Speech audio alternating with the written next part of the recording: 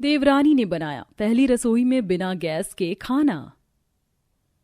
क्या बहू, थोड़ा वक्त ज्यादा ले लिया कर, पर खाना ढंग से ही बनाया कर।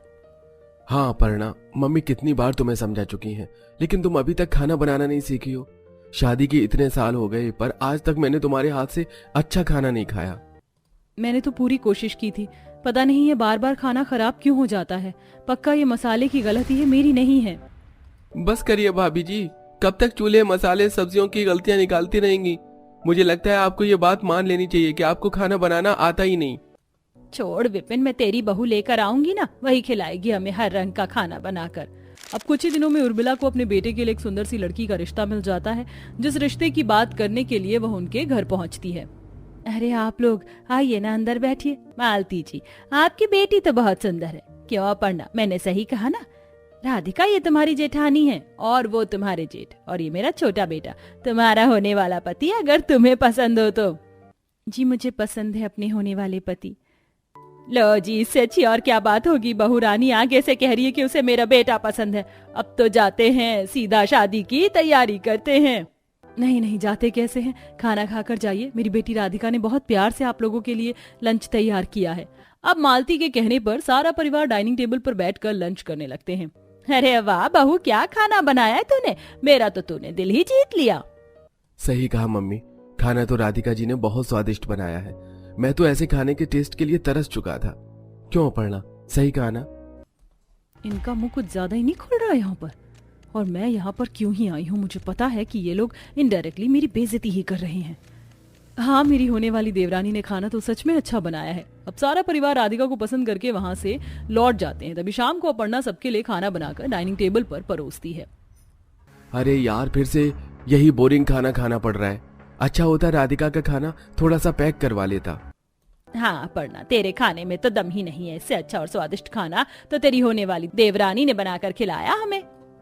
अभी तो देवरानी इस घर में आई भी नहीं है और उसका बोलबाला ये लोग करना शुरू भी कर चुके हैं। अगर वो इस घर में आई तो मेरी तो इम्पोर्टेंस ही खत्म हो जाएगी इस घर में। कुछ तो करना पड़ेगा अब अपर्णा तुझे। अब अपर्णा के मन में अपनी देवरानी के लिए बहुत खटास भर चुका था। ऐसे ही कुछ समय गुजरते हैं और अपर्णा के देवर की शादी पूरी विधि विधान के साथ हो जाती है। आओ बहू रानी, अपने सीधे पैर से कलश को अंदर की तरफ गिराकर घर के अंदर आओ। अगले दिन सुबह राधिका अपनी सास के कमरे में आती है। माँ जी, आज मेरी पहली रसोई है, बताओ क्या बनाऊं पहली रसोई के खाने में? अरे बहू, तुझे जो ठीक लगता है तू वो बना ले, पर खाना थोड़ा ज्यादा बना लियो, क्योंकि 10 से 20 लोग भी आ रहे हैं खाने पर। अब दरवाजे के पास से गुजरती हुई अपर्णा सारी बातें सुन लेती है और वहीं खड़ी मन में कहती है, अरे मेरे दिमाग से ये कैसे निकल गया कि आज मेरी देवरानी की पहली रसोई है। यही अच्छा मौका है अपनी देवरानी की बेइज्जती करवाने की, जिसके बाद मेरी सास इसका खाना तो दूर देखना तक पसंद नहीं करेंगी। अब अपर्णा पड़ोस के घर में जाती है। कुंती दीदी, आपके पास कोई सिलेंडर होगा क्या? मेरे घर में मेहमान आने वाले हैं और अचानक से सिलेंडर खत्म हो गया। आधा सिलेंडर भी होगा तो चलेगा।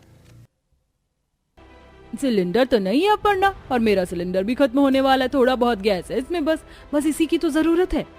हाँ, आप यही दे दो। अब अपर्णा पीछे के रास्ते से रसोई में सिलेंडर को लेकर आती है और भरा सिलेंडर हटाकर खाली सिलेंडर गैस में लगा देती है। इसके बाद वो अपनी देवरानी के पास जाती है। देवरानी जी, चलिए मैं आपको रसोई में छोड़ देती हूँ। अपर्णा राधिका को लेकर रसोई में आती है।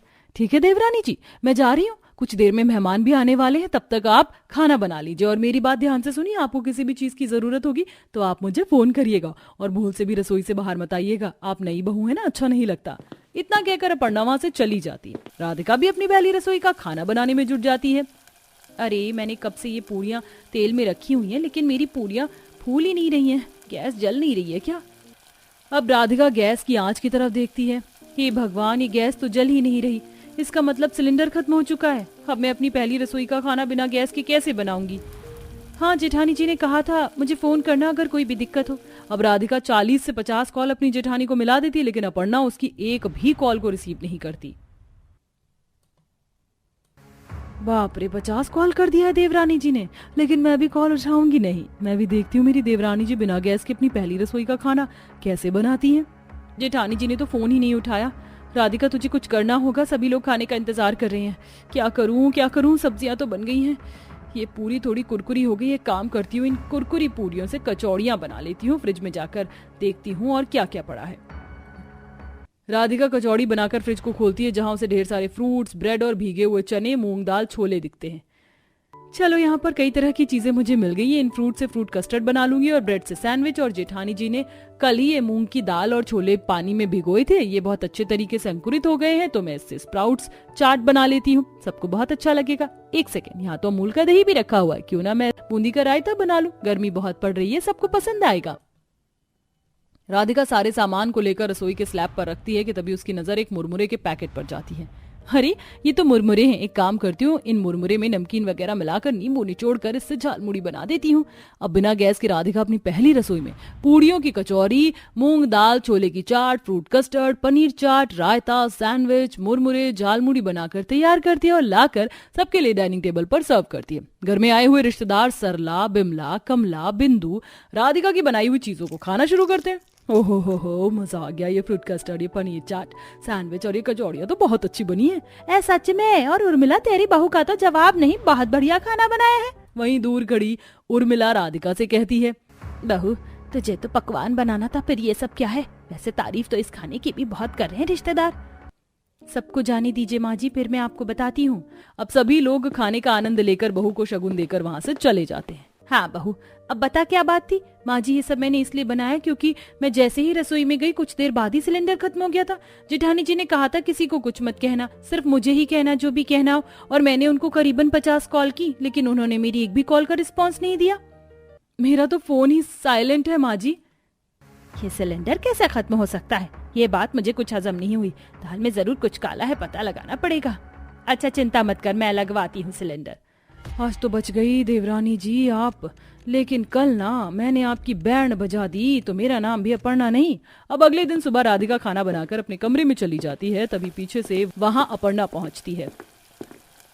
अरे वाह, दाल तो कुछ ज्यादा ही स्वादिष्ट बनाया देवरानी जी ने, और ये सब्जी का रंग भी कुछ ज्यादा ही लजीज लग रहा है। लेकिन अब नहीं लगेगा, क्योंकि दाल में मैं पानी और सब्जी में ये पूरी मिर्च की डिब्बी पलटने वाली हूँ।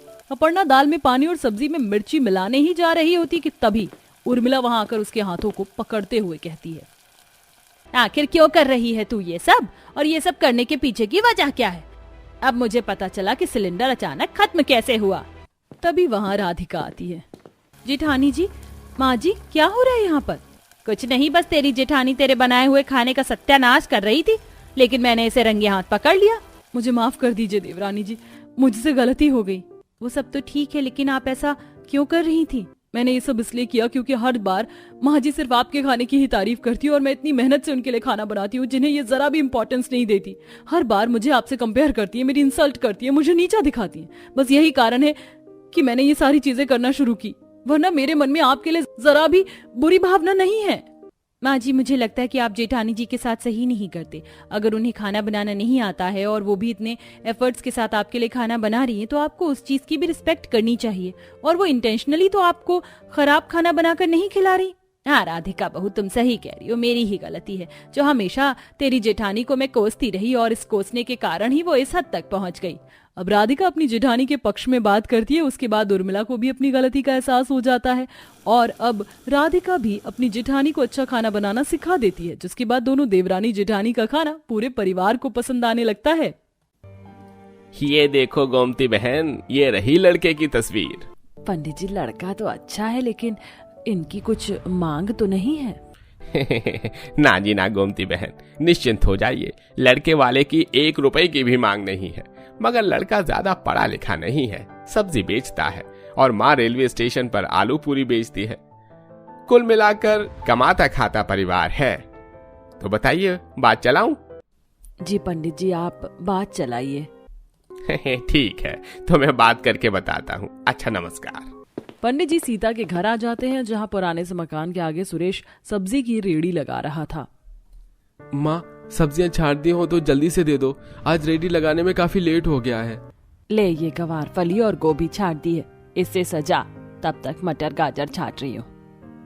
सुरेश, जब इतनी सब्जी बिकती नहीं तो क्यों खरीद के ले आता है? गर्मी का मौसम चल रहा है, इतनी सब्जी खराब हो जाती है, जितनी कमाई नहीं उतने का नुकसान झेलो। माँ क्या करूँ, अब बाजार में इतनी सब्जी वाले भर गए हैं, ज्यादा सब्जी बिकती ही नहीं है। मैं सोच रहा हूँ कि हरी सब्जियां बेचना छोड़कर केवल आलू प्याज का ठेला लगा लूं। और वैसे भी तुम्हें भी तो आलू की खपत लगती है ना, आलू पूरी बनाने के लिए। ये लगाई है ना तूने बनिया के बच्चे जैसी बुद्धि, आलू प्याज के थोक कट्टे में कमाई अच्छी है। नमस्कार सीता बहन। नमस्कार पंडित जी, पधारिए पधारिए। मैंने आपको एक काम सौंपा था, ढूंढा आपने मेरे सुरेश के खातिर लड़की? जी जी, उसी सिलसिले में बात करने आया हूँ। बड़ी ही सरल, समझदार और सुंदर लड़की ढूंढी है। अच्छा मैं जाता हूँ, प्रणाम पंडित जी। ये बोलकर सुरेश लजाते हुए सब्जी बेचने चला जाता है। सीता पंडित जी की खातिर भाव करती है। पंडित जी लीजिए, आलू पूरी का नाश्ता कर लीजिए। वैसे भी आपके हाथों की स्वादिष्ट आलू पूरी खाए बड़े दिन हो गए, लेकिन अब बहू ढूंढने के लिए अलग से कोई दक्षिणा मत दीजिएगा। सीता बड़े सीधे मन वाली थी। उस बेचारी ने अपने जीवन भर सुख देखा ही नहीं। उसने रेलवे स्टेशन पर पूरी सब्जी बेचकर ही सुरेश को पाल पोस कर बड़ा किया था। माँ, मैं अभी शादी नहीं करना चाहती। एक बार, बस एक बार मुझे स्टेशन मास्टर बन जाने दीजिए। उसके बाद आप जहाँ कहेंगी, जिससे मर्जी कहेंगी, मैं शादी करने के लिए तैयार हूँ। क्या आप नहीं चाहती कि मैं पिताजी की इच्छा को पूरा करूँ?